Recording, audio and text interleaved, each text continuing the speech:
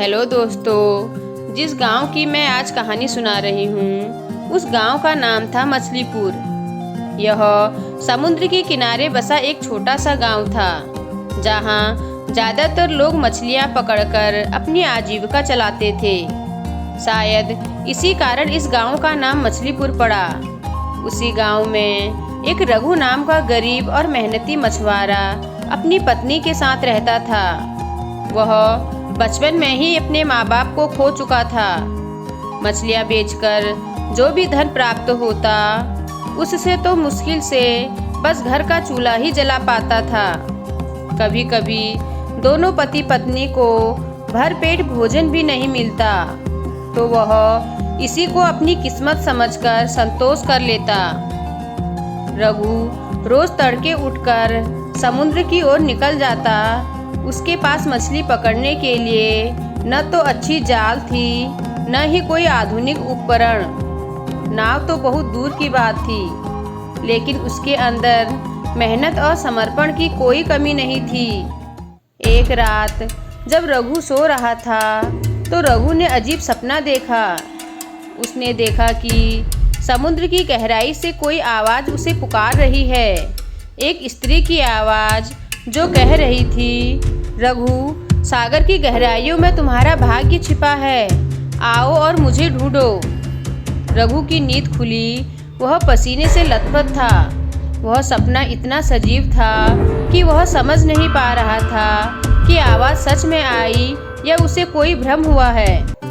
अगले दिन वह सामान्य रूप से मछली पकड़ने गया, लेकिन मन बार बार उसी आवाज़ की ओर खींचा जा रहा था। कुछ दिनों बाद तूफान के चलते मछली पकड़ने पर रोक लग गई। रघु के घर का सारा अनाज समाप्त हो गया और सपने की बात से रघु बेचैन हो गया। उसे सपना बार बार याद आ रहा था। आखिरकार एक शांत सुबह वह अकेला समुद्र की ओर निकल पड़ा, जहाँ बाकी मछुआरे कभी नहीं जाते थे। रघु उसी तरफ निकल पड़ा। तभी उसके जाल में कुछ अजीब फंसा एक प्राचीन चमकता हुआ गोले के आकार का पत्थर। वह पत्थर गर्म था और उसे छूते ही रघु को वही स्त्री की आवाज़ फिर सुनाई दी, सत्य को उजागर करो, तुम्हें रास्ता मिलेगा। रात को जब रघु उस पत्थर को अपनी झोपड़ी में ले गया तो अचानक एक रोशनी कमरे में फैल गई और सामने प्रकट हुई एक सुंदर जलपरी। उसकी आंखें गहरी और उदास थी।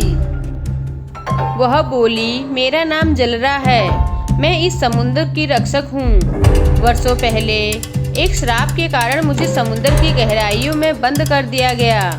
इस पत्थर के जरिए ही मैं मुक्त हो सकती हूँ, लेकिन इसके लिए एक सच्चे नेक दिल और हिम्मत वाली नौजवान की ज़रूरत थी, और वो तुम हो रघु। कृपया करके मेरी सहायता करो। जलरा ने रघु को एक विशेष शक्ति प्रदान की और कहा कि वह इस शक्ति से तुम समुद्र में गोता लगाओ। वहाँ एक प्राचीन द्वार मिलेगा जहाँ उसे एक रहस्यमयी बक्सा खोलना होगा। रघु जलरा की बात मान गया और समुद्र की ओर निकल पड़ा। रघु उस जलपरी के कहे अनुसार समुद्र में उतर गया। जैसा कि परी ने बताया था वैसा ही द्वार उसे मिल गया। जैसे ही उसने प्राचीन द्वार को छुआ, पानी के अंदर एक सुरंग खुली और वह एक सुनहरे महल में पहुंचा। वहाँ एक बक्सा रखा था, लेकिन अचानक इस बक्से के पास एक भयानक समुद्री नाग प्रकट हो गया जो इस बक्से की रक्षा करने लगा था। रघु ने अपने साहस और चतुराई से नाग को चकमा दिया और बक्सा खोला। अंदर एक मोती था जो जलरा की आत्मा का प्रतीक था।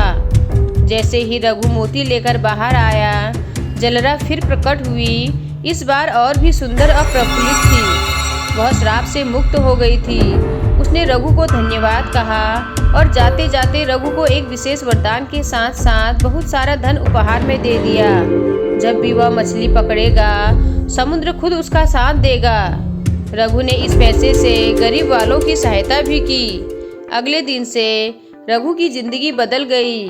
उसकी जालें हमेशा मछलियों से भरी रहती। धीरे धीरे वह गांव का सबसे सफल मछुआरा बन गया, लेकिन उसने कभी भी लालच नहीं किया। जलरा फिर कभी नहीं दिखी, लेकिन हर बार जब रघु समुद्र में उतरता उसे लगता कि कोई अदृश्य शक्ति उसका मार्गदर्शन कर रही है।